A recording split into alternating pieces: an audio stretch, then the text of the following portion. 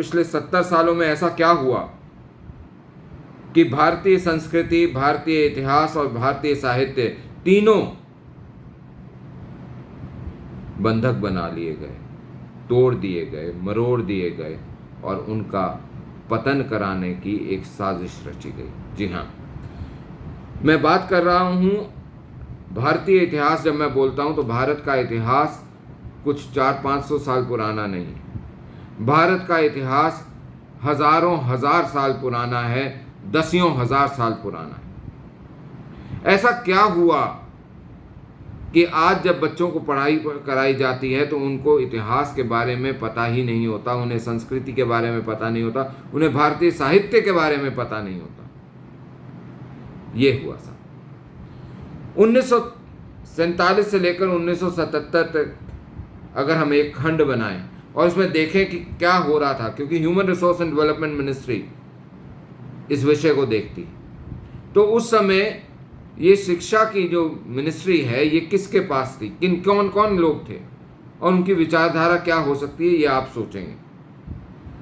मौलाना अब्दुल कलाम आज़ाद, उसके बाद हुमायूं कबीर, उसके बाद MC छागला, उसके बाद फखरुद्दीन अली अहमद, उसके बाद नूरुल हसन और VKRV राव।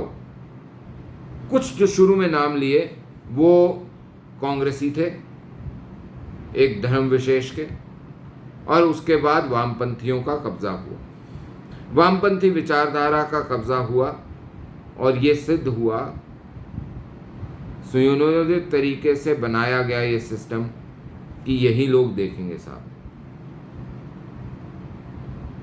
एक इंडस्ट्रियलाइजेशन की तरह, एक औद्योगिक पद्धति की तरह ये निश्चित करा गया कि किस तरह सिस्टमैटिकली हमारा जो कल्चर था, हमारा जो जीवन शैली थी, पद्धति थी, जो हमारा इतिहास था, साहित्य था, उसके अंदर कैसे ये वाला जो इतिहास साहित्य इन लोगों का है इनको घुसोड़ा जाए और इनको हावी कर दिया जाए। हिंदू इतिहास जो भारतीय का मूल इतिहास था, हिंदू इतिहास, हिंदू साहित्य और हिंदू जो आपका शोध था, उसको कैसे बंद कर दिया जाए। अब आप देखिए कि भारत आज़ाद होता है, भारत के दो टुकड़े होते हैं, एक पाकिस्तान बन जाता है और एक हिंदुस्तान, जबकि मूलतः ये जो पूरा भूखंड था हिंदू कुश से लेके लाओस तक, ये सारा का सारा एक भारतीय भूखंड था। इसमें अलग अलग स्थापनाएं हुई, कंबोडिया में भी मंदिर है, यहाँ भी आपको बलूचिस्तान में भी मंदिर मिलेंगे। तो मेरा कहने का मतलब ये है कि जब ये भूखंड डिवाइड हो गया और डिवीज़न जो था, जो बंटवारा था, वो मूलतः धर्म के ऊपर आधारित था। तो जब ये हो गया तो उसके बाद हिंदुस्तान के अंदर आप अशोका के ऊपर, आप ऋषि कश्यप के ऊपर, आप ऐसे लोगों के ऊपर, सप्तऋषि जो हैं उनके ऊपर, या हमारे और पुराण हैं उनके ऊपर आप नाम नहीं रख सकते। दिल्ली में आपको मिलता है अकबर, हुमायूं, सारे। क्यों भाई? रोडों के नाम, इंस्टीट्यूशंस के नाम और चीज़ों के अंदर सब में यही घुसाया जाता है। फिर क्या हुआ? उसके बाद जो एक बाढ़ सी लाने की कोशिश करी, जब JNU स्थापित करा, उसमें वामपंथ का एक गढ़ बनाया गया, और भी उसके अंदर भी अगर आप देखेंगे तो वहाँ वामपंथी और एक पर्टिकुलर समुदाय के लोग ज़्यादा हैं। तो ये एक सिस्टमैटिक तरीके से काम चला। उसके साथ साथ एक काम और हुआ सरकारों में, उस समय की सरकारों में, कि जो हिंदू विचारधारा के, जो इस इतिहास को, संस्कृति को, साहित्य को जानने वाले लोग थे, उनको दबा के साइड पर कर दिया। प्राथमिकता किसको दी जाती है? हबीब साहब को प्राथमिकता दी जाती है, रोमिला थापर को। उनका, रोमिला थापर जी का भी और उनका भी बड़ा अच्छा सा बताऊं कि जो लिखा गया, जो इतिहास राम मंदिर के ऊपर विषय आया था कि जी क्या आप, उनसे पूछा गया क्या आप पर्शियन लैंग्वेज को जानते हैं जिसमें सारे रिकॉर्ड बने हुए थे? तो बोलते नहीं जी हम तो नहीं जानते, और उनको बेसिस बनाया गया इतिहास का जिसके ऊपर बहुत सारे निर्णय लेना चाहते थे। खैर उसको हम अभी छोड़ देते हैं। हम एक और बात करते हैं और वो है जो इसका दूसरा खंड था। इसके दूसरे खंड के अंदर एक बड़ी स्ट्रैटेजिकली एक पुश पड़ा, और वो पुश क्या था कि एक एंटी हिंदू माइंडसेट को काबिज करा गया हर तरीके के चीज़ के ऊपर, चाहे वो नाटक में था, लेखनी में था, चाहे वो आपका फिल्मों में था, चाहे वो आपका और किस चीज़ें जो हैं उसके यूजेज जो है लैंग्वेज के, आप देखेंगे कि उसमें बहुत ज़्यादा इन्फ्लक्स हुआ, बहुत ज़्यादा भेजा गया, बहुत ज़्यादा डाला गया उर्दू के लफ्ज़ों को, पर्शियन लफ्ज़ों को, शायरी को एक मेन स्टेज बनाया गया। तो वो जो है एक सिस्टमैटिक काम चला।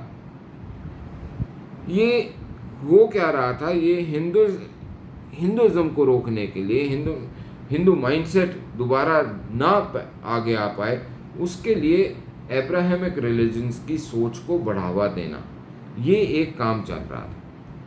अब इसमें बनता क्या है साहब, इसमें प्रॉब्लम कहाँ आती है? ये यहाँ तक तो फर्स्ट क्लास चल रहा था, प्रॉब्लम आती है कहाँ? प्रॉब्लम आती है 1980 के दशक में। 1980 के दशक में कुछ इवेंट्स होते हैं। इवेंट्स क्या होते हैं? जब 1982 के अंदर नेशनल गेम्स जो कि एशियाड गेम थी उसका आना हुआ, तो उसमें कलर टेलीविज़न आया। कलर टेलीविज़न आते ही प्रोग्रामिंग शुरू हुई तो पहली बारी राम जन्मभूमि का जो विषय चालू हुआ वो 1986 के अंदर एक आंदोलन सा, एक बात चली। उसके बाद 1987-88 के अंदर रामानंद सागर जी ने रामायण का सीरियल बनाया, अभी फिर से चला था, आप लोगों ने देखा। वो 78 एपिसोड थे, सप्ताह में एक आते थे, 52 सप्ताहों का एक वर्ष, तो 78 थे, ये मार्क करिएगा। दूसरे बाद अगर देखें तो 1988 से लेकर 1989 तक आया लव कुश, इसमें थे 39 एपिसोड, तो 78 और 39, अंदाज़न 2 साल का समय विचार विमर्श साहित्य सामने आने लगा, लोगों को समझ आने लगा। उसके बाद 2-3 सीरियल और आए, 117 हफ्तों का आया मेरे ख्याल से महाभारत, और उसके साथ साथ फिर बाद में चाणक्य भी आया, उसको बंद करा दिया गया। तो इससे हुआ क्या?